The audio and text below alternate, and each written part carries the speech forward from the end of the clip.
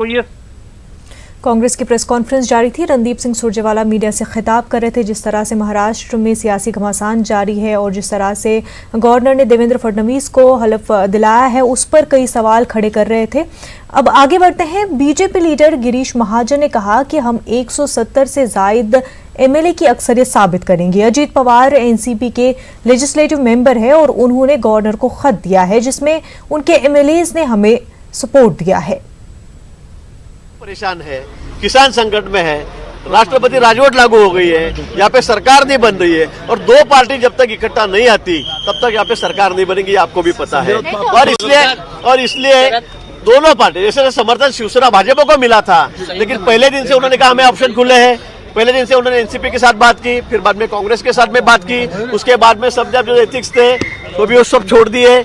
हम हिंदुत्ववाद छोड़ देंगे, सावरकर को भी छोड़ देंगे, सावरकर जी को भी छोड़ देंगे, सभी बातें आप लोग देख रहे हैं। हम लोग, हमारी पार्टी सेकुलर है, मतलब बाबा साहब जी ने जिस बुनियाद पर ये पार्टी बनाई थी हिंदुत्ववाद के ऊपर, वो सभी उन्होंने छोड़ दिए। इसलिए सभी शिवसैनिक, सभी आमदार, सभी विधायक, आम जनता उनसे नाराज थी, ये आपने भी देखा है। और उसके बावजूद आज संजय राउत जी जो कहते हैं कि पार्टी में पीठ में खंजीर खोप दिया, अजीत दादा ने ये किया, मुझे लगता है आप यूपी में चुन के आए, आपने हमें छोड़ दिया। पहले दिन से आपने कहा कि हमें सब ऑप्शन खुले हैं, तो इसको क्या कहते हैं?